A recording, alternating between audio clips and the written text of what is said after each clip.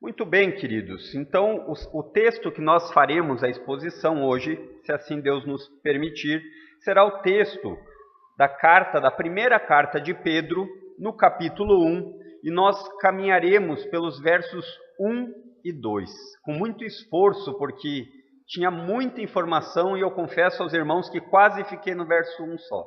Mas, para que a gente possa ter a ideia do parágrafo predicante, que é a ideia de que uma ideia precisa ser exposta, nós iremos, se assim Deus nos permitir, expor o texto dos versos 1 e 2. Mas antes de lermos esse texto, eu gostaria de falar com vocês a respeito da ideia do que esse sermão de Pedro, essa carta de Pedro, ela vai tratar. Todos nós, todas as pessoas têm em comum que elas têm uma vida em que durante a vida elas têm momentos de dúvidas, não é verdade? Seja no trabalho, seja no casamento, seja na escola, seja nas mais diversas áreas da vida. Diariamente, muitas pessoas, crentes e descrentes, passam por momentos difíceis. E nesses momentos, muitas vezes, nós precisamos de uma palavra de ânimo, nós precisamos ser reanimados. Isso não é fácil, porque muitas vezes, ao se deparar com problemas, com dificuldades, com dúvidas, nós precisamos focar nos nossos objetivos. Por quê? Porque se nós formos soterrados pela dor, pelo sofrimento, pela dúvida, muitas vezes, ou na maioria das vezes, nós desistiremos dos nossos objetivos por causa das dificuldades. Quando se trata da vida espiritual, então, não é diferente. Muito embora no Brasil, no país que nós vivemos, que é um país que tem vários problemas, mas nós não somos perseguidos fisicamente, pelo menos ainda não, por causa da nossa fé.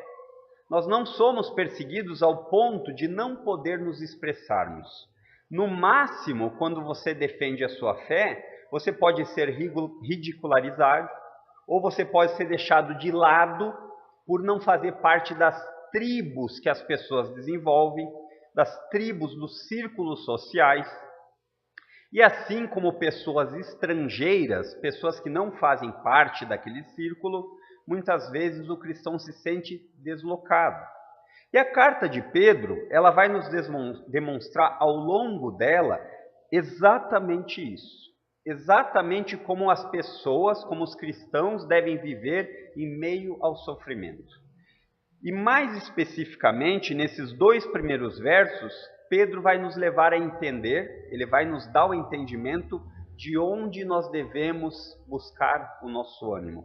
Da onde o cristão deve ter as informações que vão ajudá-lo a lutar contra a dor, contra o sofrimento e as dificuldades que são comuns a todas as pessoas aqui na Terra. Todos nós temos lutas, dificuldades e sofrimento. Isso não é nenhum privilégio dos cristãos, então todos nós precisamos de encorajamento. E este ânimo, este encorajamento, ele se encontra exatamente nesses dois primeiros versos que tratam a respeito da obra da Trindade na salvação dos seus eleitos. Esses dois primeiros versos, Pedro vai usar a ideia de como os eleitos de Deus são salvos pela obra de Deus, pela obra do Deus Trino, Deus Pai, Deus Filho e Deus Espírito, e assim alimentar o ânimo na vida deles. E meu objetivo essa noite, queridos, é que nós possamos ser animados, nós possamos ser encorajados, aprendendo a respeito de como Deus salva o seu povo. E hoje, aqui nesses dois versos, eu quero pelo menos destacar três formas da qual Deus salva o seu povo. Em primeiro lugar, os eleitos de Deus, eles são escolhidos para fazerem parte de um povo exclusivo. Em segundo lugar, os eleitos de Deus são separados para viverem para o seu Senhor. E em terceiro lugar, os eleitos de Deus são perdoados para poderem se relacionar novamente com o seu Deus. Vamos fazer a leitura dos versos 1 e 2, que diz o seguinte: Pedro, apóstolo de Jesus Cristo, aos eleitos que são forasteiros da dispersão no Ponto, Galácia, Capadócia, Ásia e Bitínia, eleitos segundo a presciência de Deus Pai, em santificação do Espírito, para a obediência e a aspersão do sangue de Jesus Cristo. Graça e paz vos sejam multiplicadas. Vamos ter uma palavra de oração? Pai, nós te pedimos que o Senhor seja bondoso conosco, nos ajudando a entender que o povo crente, o povo cristão, o povo que faz parte da tua eleição, ele é um povo teu. Ele é um povo que vive de uma maneira santa nesse mundo. E tudo isso, ele só é possível viver, todas essas coisas, o crente pode desfrutar por causa do perdão dos pecados através da obra do teu Filho. Nos ajuda essa noite a podermos ser animados por essa mensagem, ser encorajados para saber que o sofrimento não é exclusivamente nosso nesse tempo presente, mas é uma marca do teu povo, um povo que se chama pelo teu nome. E nós oramos em nome de Cristo. Amém. Queridos, então, aqui nós precisamos dividir essa mensagem de uma maneira em que nós possamos entender as três obras da Trindade de Deus. Nós vemos aqui claramente Deus trabalhando através do Pai, Deus trabalhando através do Filho e Deus trabalhando através do Espírito. Então eu gostaria de dizer aos irmãos que, em primeiro lugar, os eleitos de Deus, eles são escolhidos para fazerem parte de um povo exclusivo. E ele tem duas características, esse povo exclusivo, que nós encontramos no texto. Primeiramente, eles vivem como estrangeiros espalhados pelo mundo.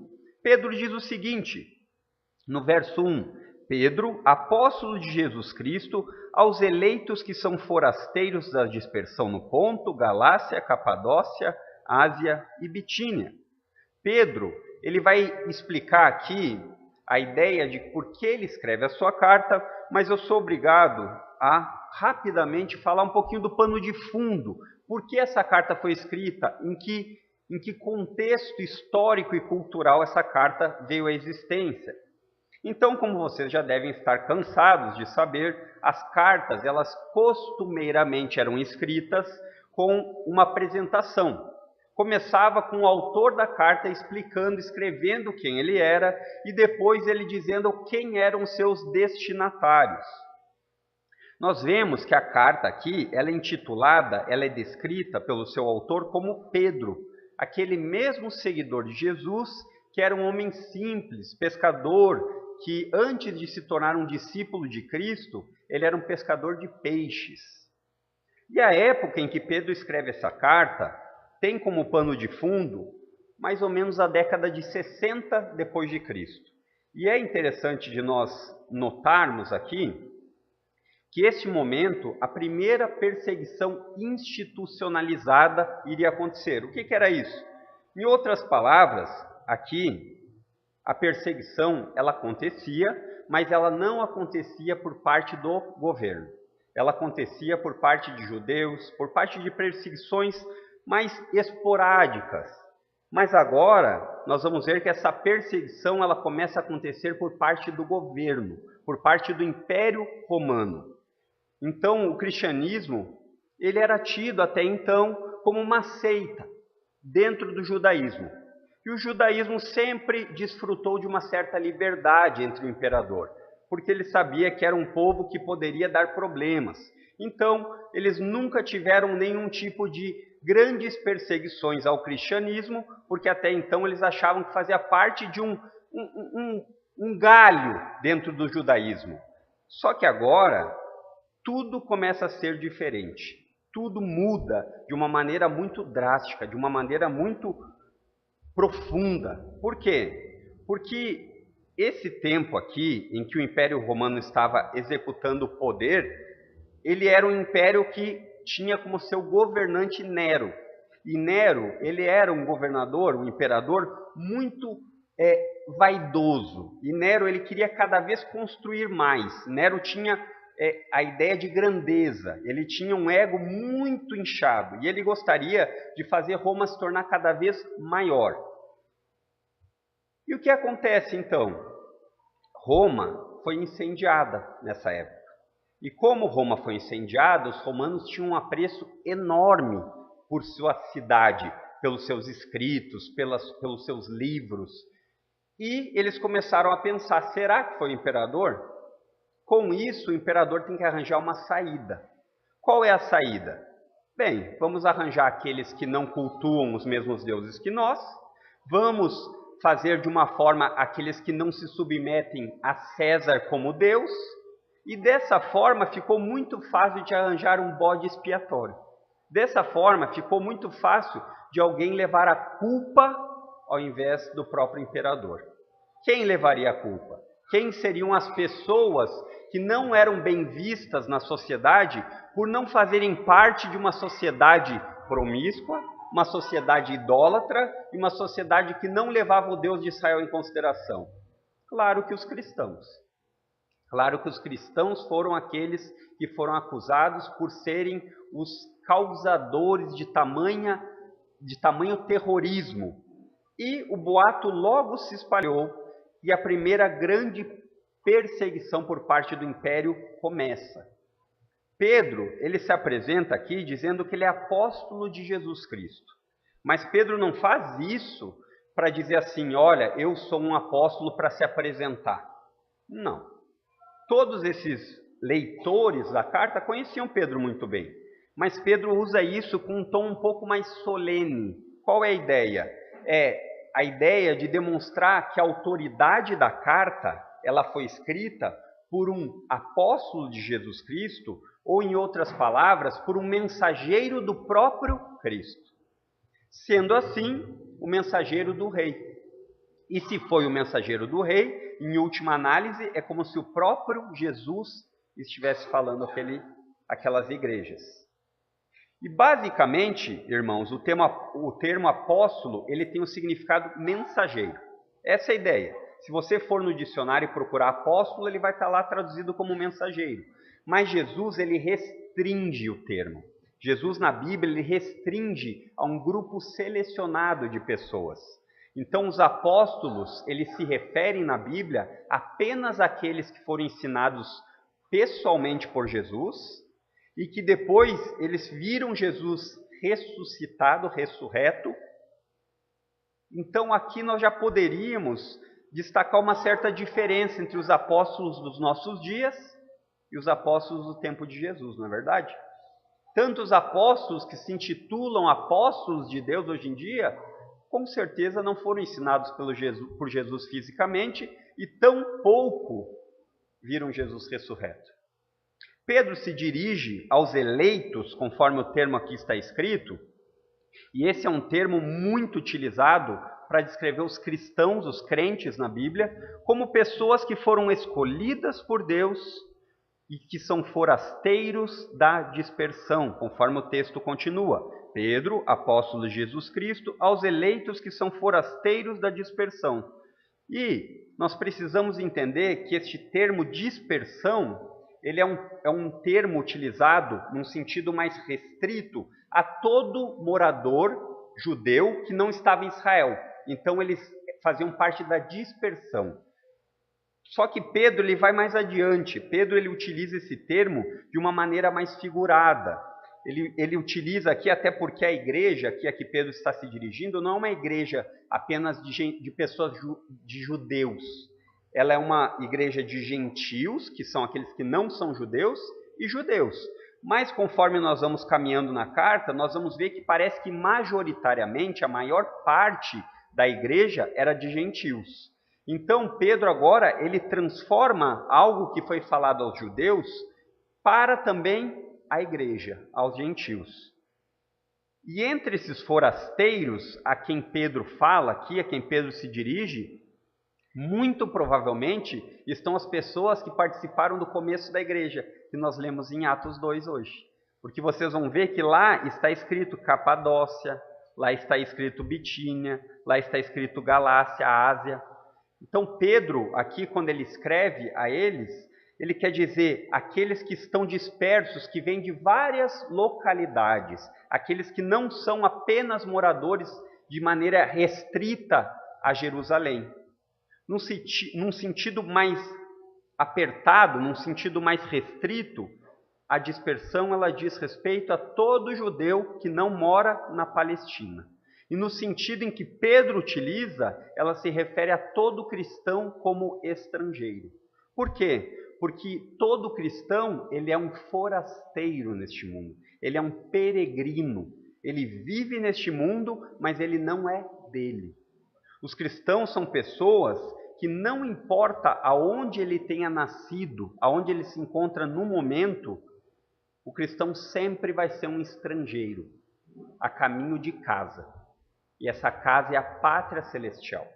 É por isso que Pedro explica a todas essas pessoas que eles são forasteiros.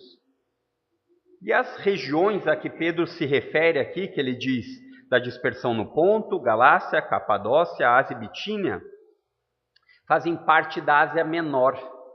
E hoje elas são o que nós conhecemos como Turquia. Essa parte dessas regiões, elas faziam parte do domínio do Império Romano. Então, quando a gente vê que essas cartas, ele fala todas essas cidades, a ideia é que essa carta, ela deveria circular, e aí é o nome, carta circular, por todas essas igrejas como uma maneira de pregação, como uma maneira de ensino. Deveria ir por todos esses locais, de congregação em congregação, para poder ensinar aos crentes, ensinar aos eleitos de Deus, o que eles precisariam aprender. Os cristãos aqui, eles começam a enfrentar uma grande perseguição. Então, talvez para nós não faça muito sentido, porque como eu comecei falando, nós sofremos pouca perseguição. Muitas vezes nós nos envergonhamos de levar a Bíblia para cá ou acolá por causa do nosso orgulho. Mas aqui nós estamos falando que as pessoas iriam perder a vida. Elas iriam ser mortas. E Pedro, direcionado pelo Espírito Santo de Deus, escreve essa carta para incentivar os cristãos a viver em meio às dificuldades e perseguições. E nada melhor, nenhum ânimo melhor do que uma frase como a obra de Deus, da Trindade Santa, salva vocês. A obra de Deus, ela salvou vocês. E isso causaria, com certeza, ânimo nesses leitores. Então, lembrando que os eleitos de Deus, eles são escolhidos por Deus para fazerem parte de um povo exclusivo. Quais as características? A primeira é que eles são estrangeiros, eles vivem espalhados. Os cristãos estão pelo mundo todo, porque em última análise, eles não têm uma pátria aqui. A pátria deles está nos céus. A pátria deles está nos céus. E a segunda característica que nós vemos no texto vai começar no verso 2, que diz assim: eleitos segundo a presciência de Deus Pai. Então, Pedro começou a saudação, ele disse aos eleitos que ele era um apóstolo de Jesus Cristo, e agora ele faz, após a saudação e descrever de maneira breve os destinatários, ele retorna ao tema da eleição. Ele demonstra agora como a eleição que ele falou se tornou concreta. Como aconteceu isso? A gente sabe que nos nossos dias, se a gente pensar na palavra eleição, é uma escolha. Nós tivemos eleição há pouco para presidente, para governadores, e a gente sabe que a eleição sempre está relacionada com escolher. E Pedro está usando o termo de eleição para os crentes, e dizendo que Deus agora, segundo a presciência de Deus Pai, eles foram eleitos. Os chamados de eleitos aqui, irmãos, tem um sentido de um grupo escolhido, um grupo restrito, que foi separado por Deus para cumprir os propósitos de Deus na terra, aqui, nesse momento presente. E isso é um ensino que passa por toda a Escritura. No Antigo Testamento, ela foi usada muitas vezes com referência a Israel, como Deuteronômio 7,6, que diz o seguinte: porque tu és povo santo ao Senhor teu Deus. O Senhor teu Deus te escolheu para que fosses o seu próprio povo, de todos os povos que há sobre a terra. Então, Deus fez uma escolha ao tirar Israel. E aí ele diz: não teve o Senhor por afeição e nem escolheu vocês porque vocês eram mais numerosos, ou porque eram ou porque eram melhores, mas justamente pelo contrário, porque vocês eram pequeninos, insignificantes, e porque o Senhor resolveu amá-los. Já fica muito claro que na eleição de Israel não existiu mérito. A eleição não acontece porque Deus viu que Israel se tornaria alguém ou uma nação que o adoraria e por isso escolheu. Não é esse o ensino das Escrituras. Ainda indica isso que Deus os havia chamado, escolhido Israel dentro de todas as nações para crer nele e ser dele. Nós vamos ver isso em Deuteronômio 14:2, no Salmo 105, 43, para ser seu povo, um povo exclusivo. Aqui Pedro, novamente, ele transfere o uso da palavra, não apenas restrito ao povo e à nação de Israel, mas para a igreja. Alguns benefícios que os leitores ao lerem reconheceriam fácil, porque eles eram judeus, diferentes de nós, eles não precisariam de muita explicação, como nós precisamos, eles entenderiam. Mas Pedro ele faz o seguinte, ele diz que o povo eleito, o povo que Deus escolheu dentre muitos, o povo que Deus separou para ser o seu povo, o povo escolhido por ele, o povo que Deus vai salvar através da obra do seu Filho, são os cristãos.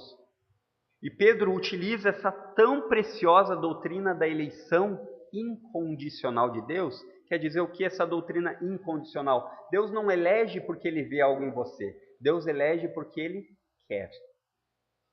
E Ele usa isso para encorajar os leitores a fortalecerem a sua fé. Por quê? Porque qual a melhor forma de encorajar alguém do que lembrar que o seu Pai está cuidando de você, não importa as circunstâncias, não importa o que aconteça, você faz parte do povo escolhido de Deus e por isso Deus vai cuidá-lo até o fim.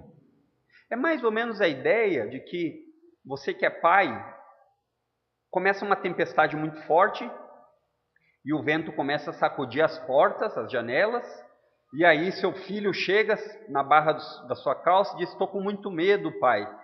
E você vê aquilo tudo e de fato a tempestade, ela agitada, ela dá uma impressão que vai derrubar a casa, e o seu filho com muito medo diante do perigo que ele aparentemente está enfrentando, e você pega o seu filho nos braços e diz: não se preocupe, não importa o que aconteça, eu vou cuidar de você.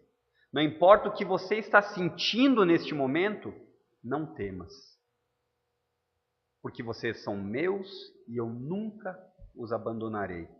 Isaías 41:10 é o que diz Deus. Então Pedro, ele vai dizer aos eleitos de Deus que ele é poderoso para cuidá-los. Ele é poderoso para guardá-los. Ele é poderoso para dirigir as suas vidas. Por quê? Porque ele mesmo os escolheu diante desse quadro que eles têm à sua frente. Irmãos, é importante que nós tentemos voltar no tempo e pensar essa situação. Imaginem agora que pararia aqui um exército na igreja, e ele todo armado até os dentes, e ele entraria na igreja e começaria a dizer: você serve esse tal de Jesus? Morte. Você serve esse tal de Jesus? Morte. Esse é o contexto em que os leitores da carta de Pedro estavam para presenciar. Essas igrejas a qual ele fala que a carta deveria ir, seriam igrejas que seriam todas perseguidas e mortas por causa do seu nome, do nome de Deus. Talvez você não saiba, mas nesse período os cristãos eles eram usados como tochas humanas. Eles eram o imperador, ele mandava capturá-los e naqueles espetáculos do Coliseu em Roma, para ter aqueles espetáculos como uma espécie de Olimpíada, como lá não tinha energia elétrica, eles botavam os cristãos pendurados em postes, iluminando para que eles pudessem ter isso. Ou então, muitas vezes, os cristãos, eles eram atirados às feras, eram atirados aos leões para espetáculo. Esse é o contexto no qual Pedro escreve essa carta. E ele diz assim: não desanimem, não temam, porque o Deus que escolheu vocês, o Deus que escolheu vocês para fazer parte de um povo exclusivo, foi Ele mesmo que determinou essa situação que vocês passam. Talvez isso não faça sentido para nós, não é verdade? Porque para nós o máximo que nós vamos ter é uma risada de alguém.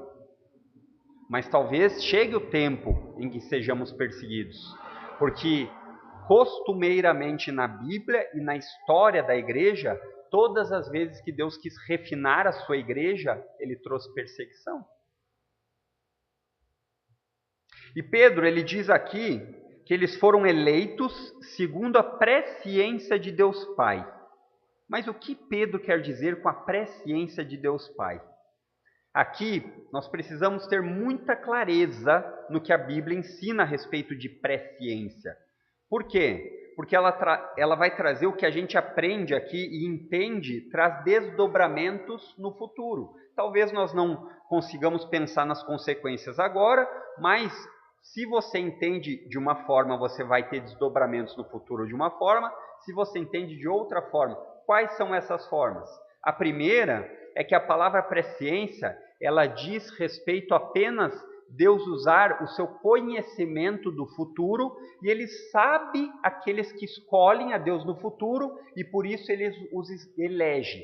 Seria, em outras palavras, Deus apenas enxergou o futuro, Ele não mexe lá.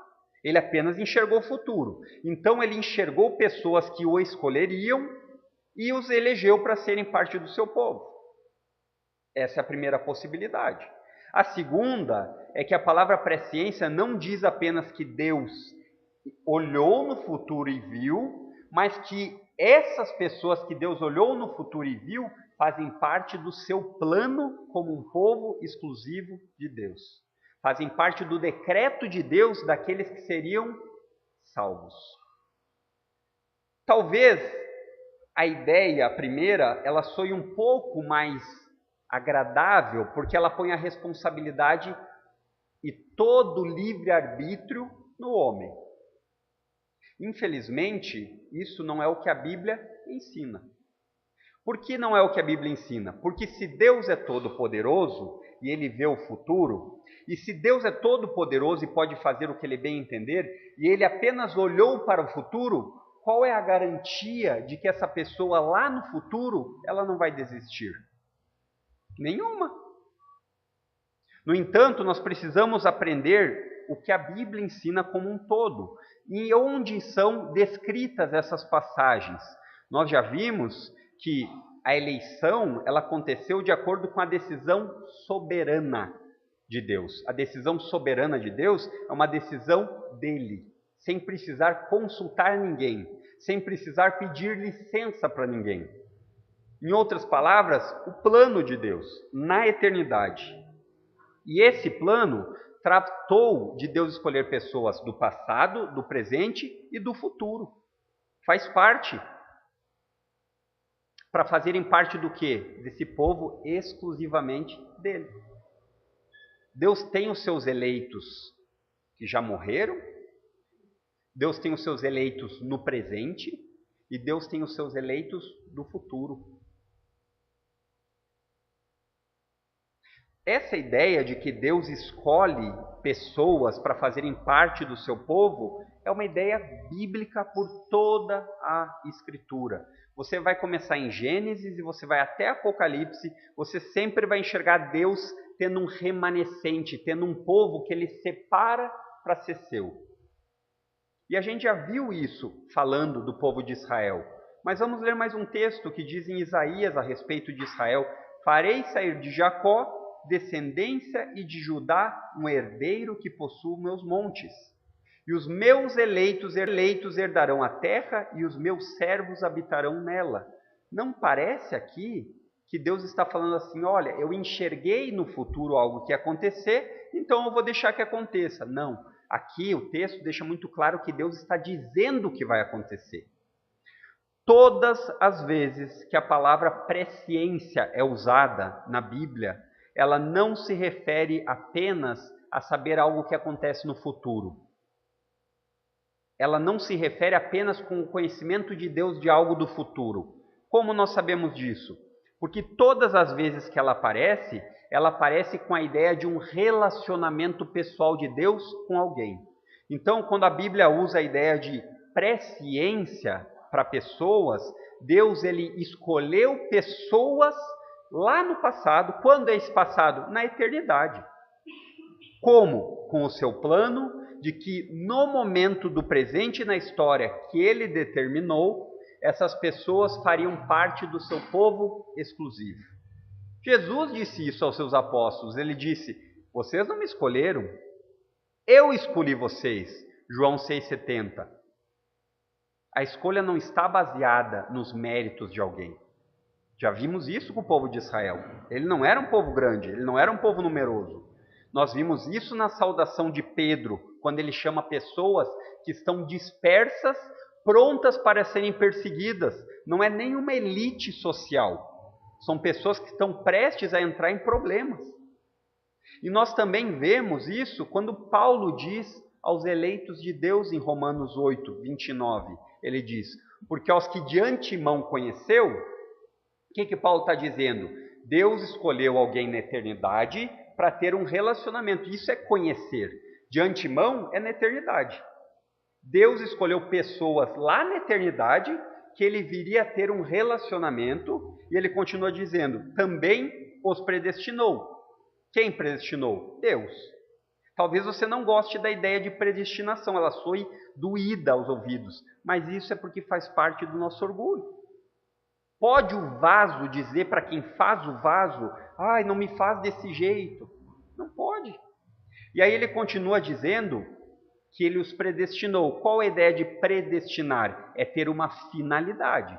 Aí ele diz a finalidade, Paulo diz, para serem conformes à imagem do seu Filho, a fim de que ele seja o primogênito entre muitos irmãos. Quem? Jesus.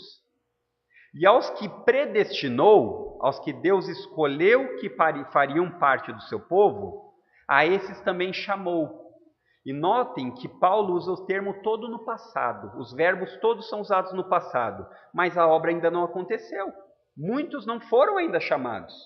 Mas Paulo usa dando a ideia de que Deus vai fazer que aconteça. E ele continua dizendo, aos que chamou, a esses também justificou. E aos que justificou, a esses também glorificou. É um processo que começa na eleição de Deus e termina na volta de Cristo. A eleição de Deus, irmãos, faz parte da vontade livre e soberana de Deus.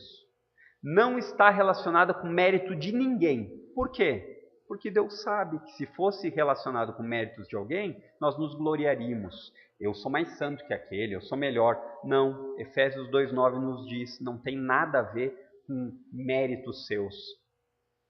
E Pedro, ele demonstra aos leitores que eles, apesar de toda aquela perseguição que eles iriam sofrer, de todas as dificuldades, e lembre do que tipo de dificuldade a gente está falando, ele procura incentivar eles com o quê? Com a melhor palavra de ânimo que pode existir no mundo.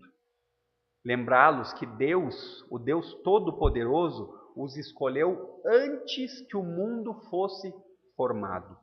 Efésios 1,4.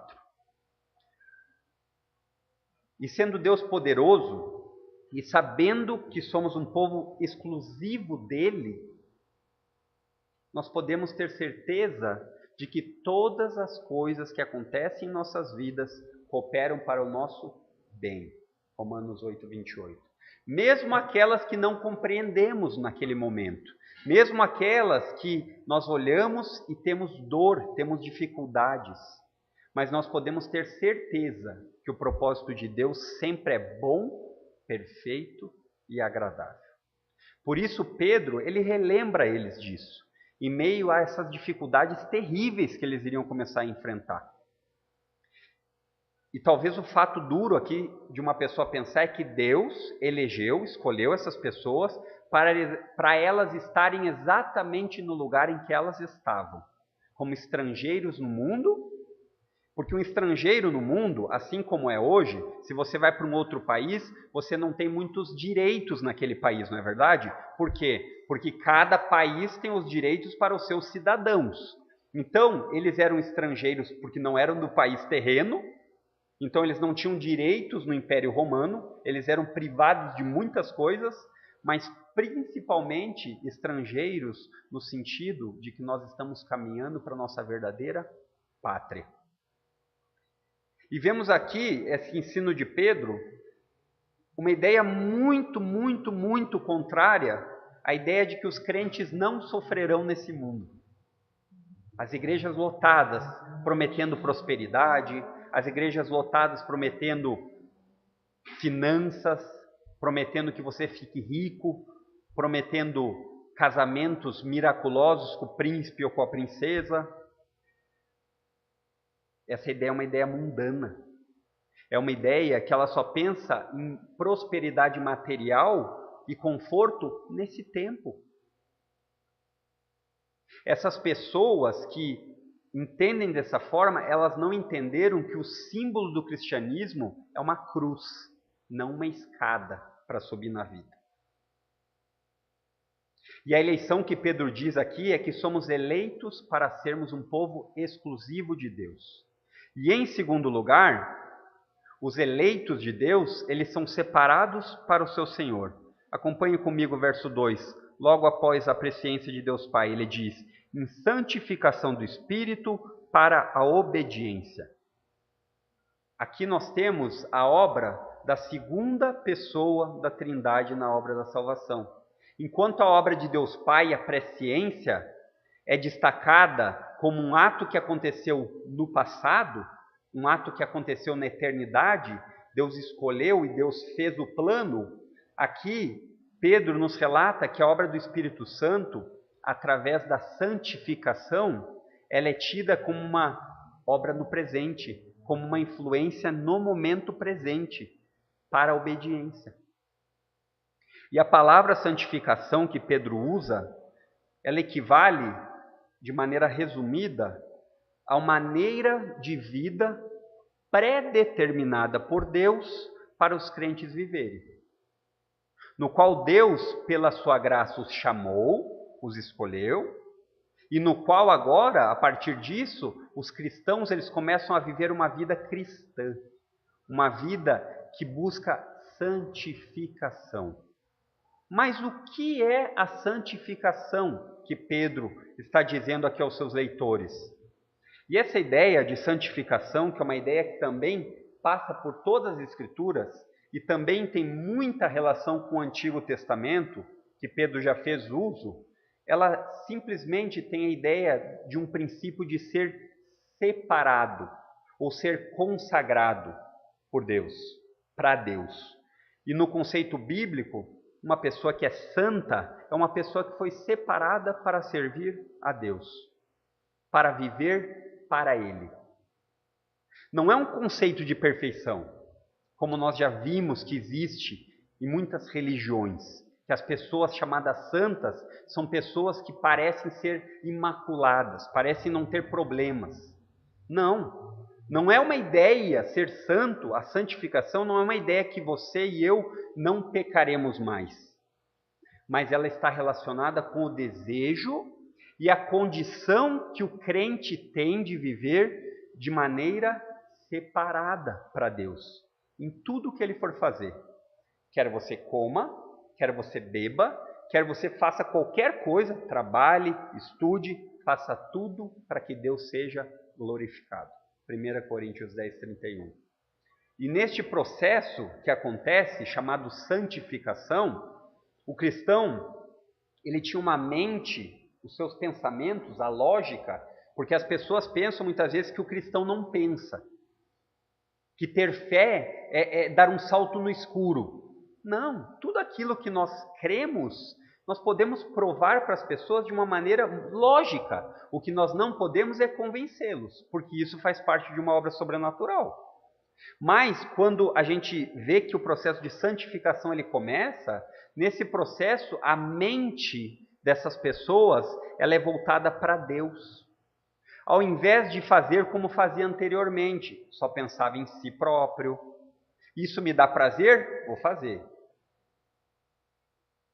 Roubar um pouquinho aqui, desde que não faça mal para ninguém? Vou fazer. Ah, mas eu não roubo. Mas às vezes eu prefiro mentir de uma forma que a pessoa não fique triste comigo. Vou fazer. Não. A partir desse momento, ele compreende que ele faz parte de um povo exclusivo. Um povo exclusivo e que dessa forma ele não vive mais para si próprio. Mas ele começa a viver apenas para seu Senhor, para Cristo.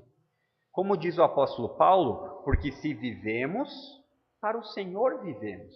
E se morremos, para o Senhor morremos. De sorte que se vivemos ou morremos, somos do Senhor. Romanos 14, 8. A santificação, aqui que Pedro fala, ela indica um processo de natureza moral. Um processo de natureza de mudança, de implicações morais muito claras. O português, ele às vezes nos tira um pouco da ideia que o texto original tem de força nas palavras. O grego, quando você pega a palavra que diz, você consegue ter uma compreensão mais forte da palavra. E a ideia aqui de santificação, no original, ela tem literalmente a ideia de que nesse momento o Espírito Santo arranca você e separa você para uma obra nova. Ele tira você da onde você estava, da imundície, sem fazer as coisas para Deus, ele lhe pega literalmente e lhe coloca a serviço do rei, como sua propriedade. E aí nós entendemos o que é ser consagrado a Deus. Ser consagrado a Deus não é tudo que você for fazer derramar azeite. Não é tudo aonde você entrar passar azeite na porta. Ser consagrado a Deus é viver uma vida em santidade. Não adianta você passar óleo no carro e infringir todas as leis de trânsito. Não é assim. Não é esse ensino bíblico do que é ser consagrado a Deus. Ser consagrado a Deus é você viver cada vez mais separado para Ele. E isso está de acordo completamente com a situação dos cristãos, que eles eram forasteiros dispersos pelo mundo. Deus separou eles dos outros povos para viverem de uma maneira marcada, de uma maneira como um povo exclusivo, que foi marcado pelo Espírito de Deus, e que passam a viver as suas vidas com uma perspectiva, com ideias diferentes das dos seus concidadãos, daqueles que vivem, que são os mesmos conterrâneos que você, talvez de nacionalidade, mas não de espiritualidade. Como diz Paulo aos Colossenses, se revistam, pois, como eleitos de Deus, santos e amados, de misericórdia profunda, de benignidade, de humildade, de mansidão e de longanimidade. Devemos entender aqui que Pedro está dizendo que a vida toda dos leitores foi planejada por Deus. Então, eles ao lerem, eles não teriam dificuldade de entender que eles estão na situação que eles estão porque Deus os colocou lá. Seria mais ou menos o seguinte: vocês são eleitos, peregrinos, espalhados pelo mundo, e vocês estão vivendo no plano de Deus para cada dia se tornar mais santos, para cada dia se tornar mais separados. Em outras palavras, o objetivo da eleição do passado, da eternidade, é a salvação do povo.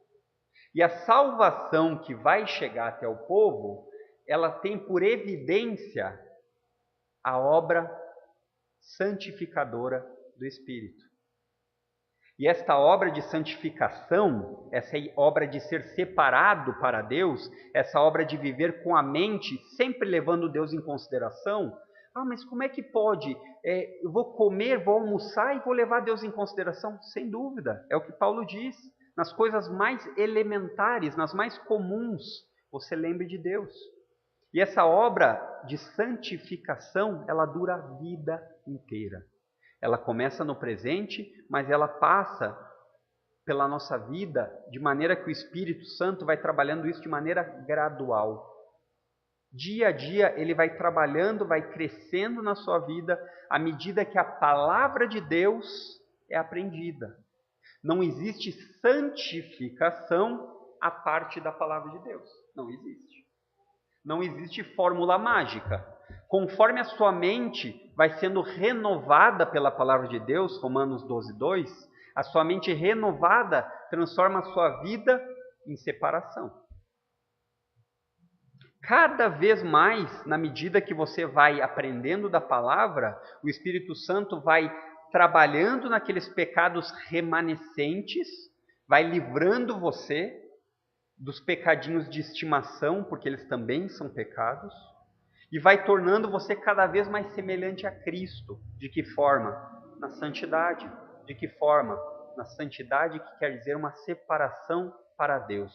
Um processo que dura a sua vida inteira e que ele só vai acabar quando nós vermos Jesus face a face. Quando nossos corpos forem libertos dessa praga que consome a vida das pessoas, chamada pecado. E o nome disso que a Bíblia chama-se glorificação. E Pedro destaca que a obra da separação, da santificação do Espírito Santo de Deus, ela leva, olha lá, em santificação do Espírito para a obediência. Ela leva o cristão a obedecer a Cristo. Os cristãos, eles são separados do pecado para Deus, a fim de poderem obedecer a Jesus. É muito lógico isso. Talvez você não aceite, mas que é lógico, é lógico. É um processo no qual Deus vai trabalhando na sua vida e você vai se tornando capaz de obedecer a Cristo. Nós não somos salvos por obedecer. Isso é importante. Nós somos salvos pela fé. Mas a verdadeira salvação produz obediência. A verdadeira vida salva, ela tem evidências. E viver uma vida, irmãos, sem se importar com santidade, é um grande alerta para você rever a sua fé. É um grande alerta. Não importa o que você aprendeu, de tradição, talvez da sua família, não importa o que você pensa a respeito disso, mas a Bíblia diz muito claramente, sem santidade, ninguém verá o Senhor. Hebreus 12:14. E outra coisa importante, é bobagem falar de eleição, é bobagem, sem santidade. É bobagem você querer discutir a respeito de predestinação se você não entender o conceito da santidade. A santidade é a parte visível de uma eleição invisível. A santidade é a prova de que você de fato é um eleito de Deus. E a eleição da graça de Deus, ela tem um objetivo. Muitas pessoas rejeitam essa doutrina da eleição porque elas dizem assim: então se a pessoa é eleita, não importa como ela vive, porque Deus escolheu ela mesma, então ela pode fazer o que ela quiser. Essas pessoas não entenderam corretamente a doutrina da eleição. A eleição, todas as vezes que Deus fala na Bíblia através de eleição, é para algo. Nós somos eleitos para as boas obras. Nós somos eleitos para ser o povo de Deus exclusivo. Nós somos eleitos para ser separados para Deus. A eleição, ela diz respeito a fazer parte de um povo exclusivo, que é reconhecido pelo desejo constante de santidade.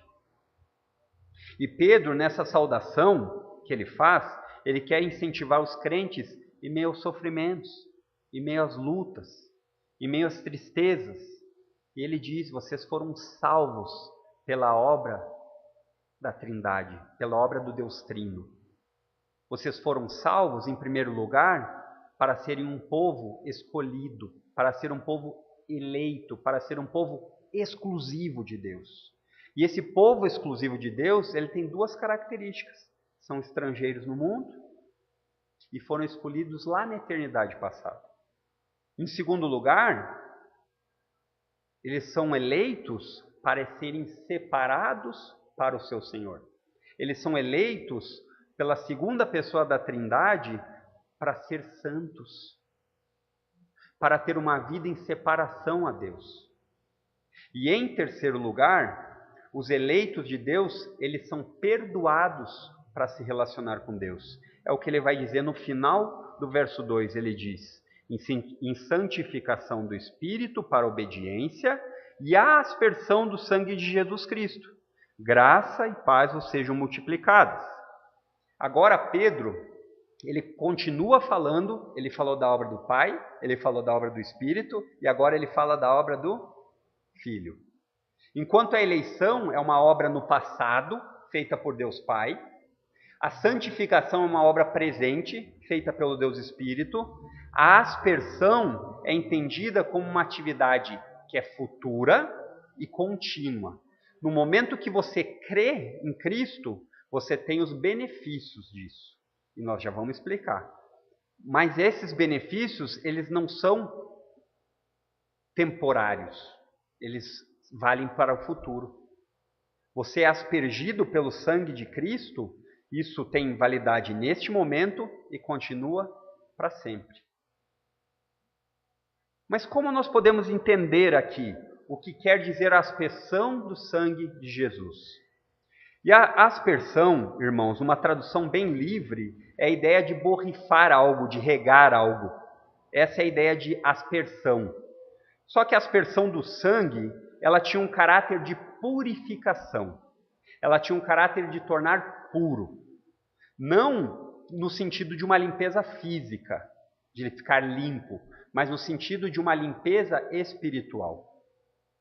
E precisamos novamente voltar um pouco no tempo, porque é isso que Pedro está fazendo, e entender as Escrituras como um livro todo. Entender que aqui Pedro, ele já fez dois usos claramente utilizados ao povo de Israel, como eleição e santificação, e agora ele vai dizer a ideia da aspersão do sangue. E a aspersão do sangue era um assunto muito comum à nação de Israel. Nós não é, para nós não é um assunto comum, mas para eles vocês vão notar que Pedro não explicou nada, porque eles já entenderiam o que queria dizer isso. E ela diz respeito, a aspersão do sangue, ela diz respeito ao pecado do ser humano e à inimizade contra Deus, por causa do pecado. Essa aspersão do sangue, ela era muito comum quando feita nos rituais da nação de Israel no Antigo Testamento. Mas essa aspersão, ela normalmente era feita nos utensílios do templo, nas bacias que o templo tinha para fazer os sacrifícios, nos instrumentos. Poucas vezes ela relatou a aspersão de sangue sobre pessoas, mas sim, aconteceu. E Pedro, ele está fazendo uso da lembrança de um episódio que teve com Moisés, em Êxodo 24:4, onde Moisés, ele fez uma aliança com o povo no Monte Sinai. E ele falou para o povo a respeito das leis de Deus, as leis de Deus que estão incluídas os 10 mandamentos. A lei é maior do que os 10 mandamentos, mas os 10 mandamentos poderíamos dizer que é uma espécie de resumo. E ali ele falou ao povo e o povo disse: nós queremos obedecer tudo que Deus falou. Então, através da lei, a lei de Deus, Moisés fez uma aliança, Moisés fez um pacto. Essa ideia é a ideia de um acordo. E esse acordo, ele foi feito, ele foi purificado por sangue. Através da aspersão que Moisés fez no sangue de bois e bodes. Voltem suas Bíblias rapidinho, umas 20 páginas, em Hebreus 9, 19 até 22, que nós faremos a leitura desse texto para vocês compreenderem melhor.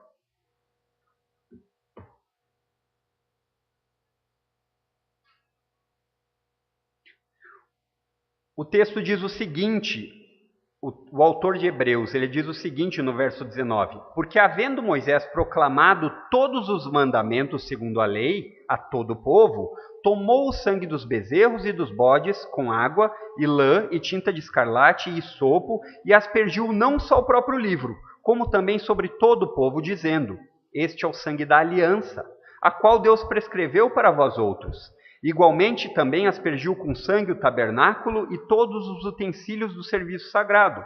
Com efeito, quase todas as coisas, segundo a lei, se purificam com sangue, e sem derramamento de sangue não há remissão. A intenção da purificação feita aqui por Moisés é de tornar as pessoas aceitas diante de Deus, de tornar as pessoas, para que as pessoas pudessem ter um relacionamento com Deus. É isso que ele fez. Em outras palavras, perdoar e restaurar o relacionamento entre os homens e Deus.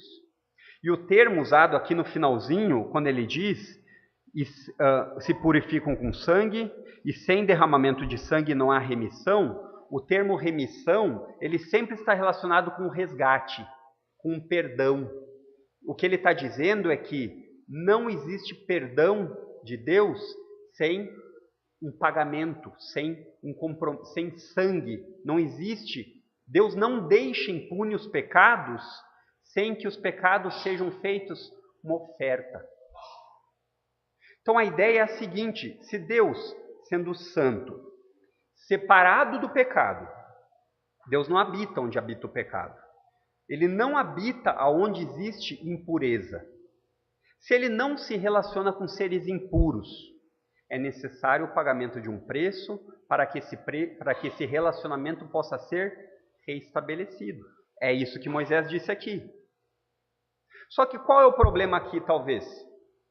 Se nós não temos uma ideia, uma doutrina básica a respeito do pecado, um entendimento correto do que é o pecado e de suas consequências, nós não vamos conseguir desejar e valorizar perdão de pecados. Isso que Pedro está dizendo aos seus leitores não vai fazer sentido se você acha que nem existe pecado, se você acha que não existe problemas. E aqui eu preciso abrir um parênteses, trazendo para a ideia de que Moisés leu a lei, e a lei tem mandamentos, a lei tem ordens, a lei tem regras, e talvez isso aconteça de nós não valorizarmos, porque nós não temos essa definição clara do pecado. Talvez nós não valorizemos o perdão de Deus de maneira apropriada, porque nós pensamos que não precisamos ser perdoados de nada. Talvez até aqui, muitos de nós pensemos, mas o que eu faço nem é tão ruim assim. Matar eu nunca matei. Pegar coisas que fazem muita falta para os outros eu também não pego. No entanto, pecado não é se conformar ao padrão do que nós pensamos, ou a sociedade pensa, ou o governo pensa, ou a cultura pensa. O pecado, ele é definido pela lei de Deus. E o padrão que define pecado, certo e errado, é trazido através das Escrituras. Então, se nós pegarmos a lei aqui de Moisés, apenas a lei, e vamos estreitar apenas para os 10 mandamentos, no pacto feito por Moisés, e vou falar apenas 2 aqui para você, e aí nós vamos fazer um exercício como se nós estivéssemos questionando, mas eu não sou pecador. E aí eu perguntaria para você, você já mentiu alguma vez? Ah, já. E você mente ainda? Às vezes escapa. Ou então, você alguma vez tirou Deus do lugar que Ele merece e não deu glórias a Ele em todas as coisas, na coisa mais insignificante até a coisa mais séria? Ah, já. O nome disso chama-se idolatria. E se nós fôssemos a um tribunal, e esse tribunal tivesse essas leis estipuladas, e você chegasse nesse julgamento, eu chegasse nesse julgamento, inocente ou culpado? Culpado. Então, talvez a pergunta que uma pessoa que acha isso, e ela tivesse compreendido de maneira lógica isso, ela faria, mas dessa forma não tem ninguém perfeito. Ninguém é perfeito. Não existe ninguém que possa se achar correto, usando o termo bíblico justo, diante de Deus. Dessa forma que você está dizendo, é impossível alguém se salvar. E aí nós diríamos, seja bem-vindo, parabéns. Você entendeu o que Paulo falou em Romanos 3:23? Não há um justo, nenhum sequer. Todos se fizeram diante de Deus pecadores. Mas então, diante disso, talvez fosse a pergunta: por que vocês fazem? Por que vocês crentes sempre estão se achando diferentes? Estão se achando um povo exclusivo? A nossa resposta seria: porque nós reconhecemos nosso pecado e nos arrependemos dele. E a pessoa talvez realmente quisesse conversar e ela estivesse usando sua lógica, porque até aqui são todos pensamentos racionais. E ela diria: mas como vocês fazem para se reconciliar com esse Deus? O que vocês oferecem a um Deus que você me disse que não precisa de nada? Ele é dono do ouro, da prata, ele não tem nada que eu possa oferecer para ele. Como eu posso oferecer algo a um Deus que é dono de tudo? E aí nós responderíamos: você entendeu o raciocínio muito bem. Nós não temos nada a oferecer a esse Deus. Nós não temos nada que Deus precise. Mas o próprio Deus proporcionou um meio no qual Ele vai nos reconciliar com Ele. Através da obra de Jesus. Quando depositamos em Jesus a nossa confiança, quando reconhecemos que precisamos do sacrifício de Jesus para sermos purificados, nós podemos voltar a ter um relacionamento com Deus. Enquanto Moisés fez uma aliança, um pacto, através de sangue de animais, e que tinha uma validade temporária, porque se você lê Hebreus, é um resumo muito bom dos sacrifícios e de todas as leis cerimoniais de Israel, o livro de Hebreus está repleto, você vai entender, ele diz que isso era temporário, precisava voltar a ser feito vez após vez e vez após vez.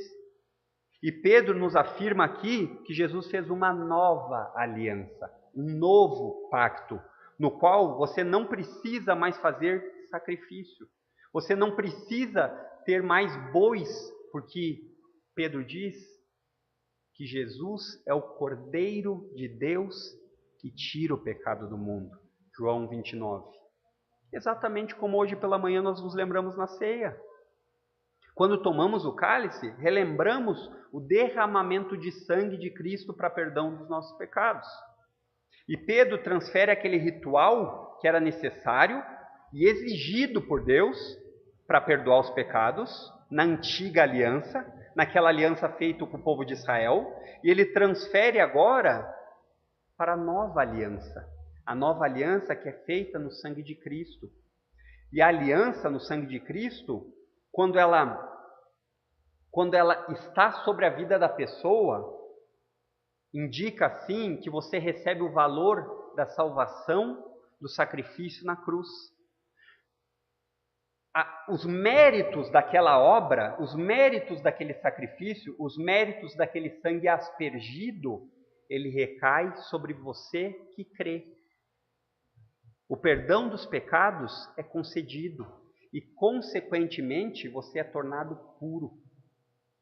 E embora a intenção de Deus é que os eleitos peregrinos vivam em santidade e obediência, muitas vezes nós somos maculados pelo pecado. Muitas vezes nós tropeçamos. E é por isso que Pedro faz questão de dizer para eles: vocês têm garantido a aspersão do sangue de Jesus. Vocês têm garantida a restauração de comunhão entre vocês e Deus. Vocês podem se achegar dia após dia confessando seus pecados, porque Jesus derramou seu sangue de uma única vez para sempre. Agora vocês podem se chegar porque vocês fazem parte de um povo exclusivo, que tem os seus pecados perdoados. E Pedro escreve isso aqui diante de um cenário de perseguição, diante de dor e sofrimento. Para lembrar ele, sabe o quê? Que o pior problema de todos que uma pessoa pode ter não é a perseguição, não é não ter dinheiro, não é não ter um cônjuge, não é não ter uma família, não é não ser bonito. O pior problema que você pode ter e que eu posso ter é ser inimigo de um Deus todo-poderoso. é ser inimigo de um Deus que criou os céus, a terra, tudo o que neles há, e que ele não tem por inocente o culpado, ele não tem, e que no tempo certo ele vai julgar a todos. E existem aqueles que vão chegar diante dele e o sangue de Cristo vai ter purificado eles. E existem aqueles que não vão ter nenhuma purificação. E esses vão ter que prestar contas de tudo aquilo que fizeram. Pedro faz questão de lembrar aos cristãos que o problema de ser inimigo de Deus, eles não têm mais. O problema que vai durar a eternidade toda foi resolvido. Cristo derramou o sangue dele, um sangue puro, por eles. E agora eles têm perdão dos pecados e eles podem se relacionar com Deus de maneira direta. Eles não precisam de algum pastor, eles não precisam de algum padre, eles não precisam de algum guru espiritual. Cristo é o mediador entre eles, porque Cristo foi quem fez a nova aliança. Seja encorajado por isso. Todas as vezes que você tiver alguma dificuldade, lembre-se disso. Seu pior problema já foi resolvido.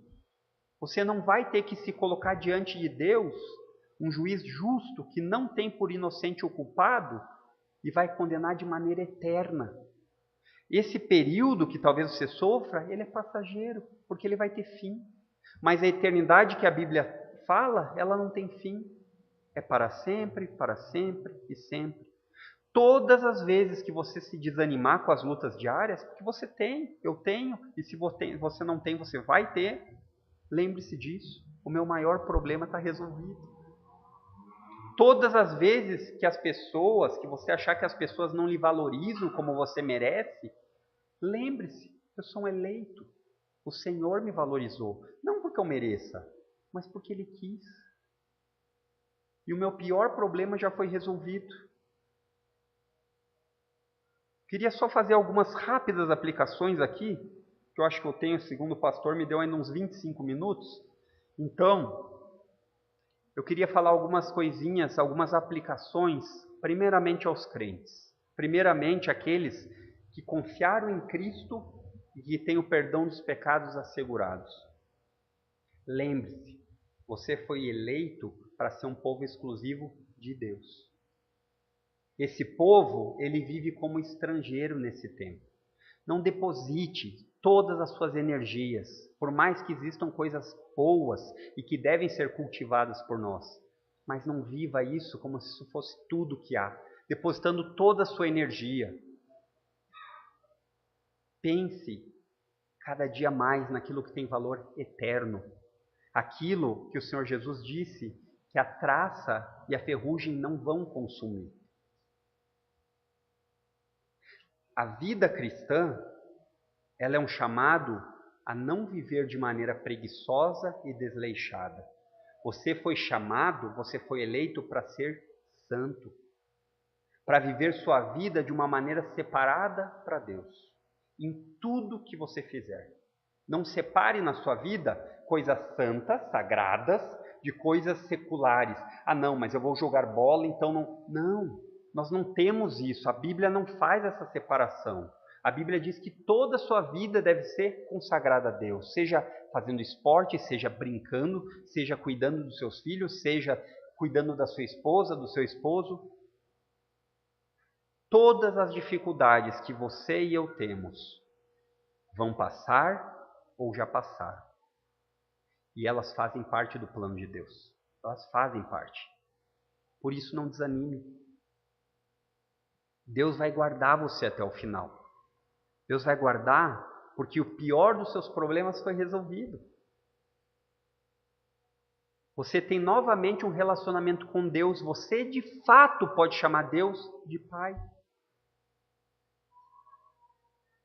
Todas as vezes que você passar por alguma dificuldade, todas as vezes que você tiver luta, todas as vezes que você tiver algum tipo de desânimo forte, lembre-se que os seus pecados foram perdoados por Cristo e que a vida do cristão é passageira e nós estamos a caminho de casa. Lembre-se que você pode chegar a Deus, você pode falar com Deus, você pode pedir ajuda, você pode ter a certeza que Deus lhe escuta por causa de Jesus, por causa do sangue de Jesus que lhe purificou dos seus pecados. Reflitam mais sobre o céu, pensem mais que esse tempo é passageiro. Pensem que vai chegar um dia em que lágrimas, sofrimento e dor nós não teremos. E se você tem passado por muitos sofrimentos, lembre-se do que Pedro disse nessa saudação. Os eleitos, eles são estrangeiros aqui e por isso eles sofrem. Porque eles não fazem parte desse mundo em pecado. Aqueles que ainda não creem em Cristo, você tem um grande problema, querido. Você tem um problema que não é sua condição financeira. Não é estar vermelho no banco. Não é se você tem problemas de saúde. Não é o seu relacionamento amoroso que talvez não esteja lá muito bem. Não é. Seu problema é muito, muito, muito, muito mais grave. Você é considerado inimigo de Deus. E não queira continuar nesse estado. Terrível coisa é cair nas mãos do Deus vivo. Você precisa urgentemente de reconciliação. Você precisa urgentemente de perdão de pecados. E somente de uma forma. Mas todos os caminhos levam a Deus. A Bíblia não diz isso. A Bíblia é exclusivista. Ela diz que existe apenas uma forma. É somente através do sacrifício de Cristo na cruz que há reconciliação. Somente em Cristo há perdão para os seus pecados. E não perca tempo. Mas eu sou muito ruim. Não existe nada que não possa ser perdoado pelo sangue de Cristo. Não perca mais tempo. Se arrependa, creia. Jesus não nega nenhuma pessoa. Às vezes as pessoas podem ser desencorajadas, mas se Deus já tem um povo eleito, nós não sabemos quem é. Deus sabe, nós não sabemos.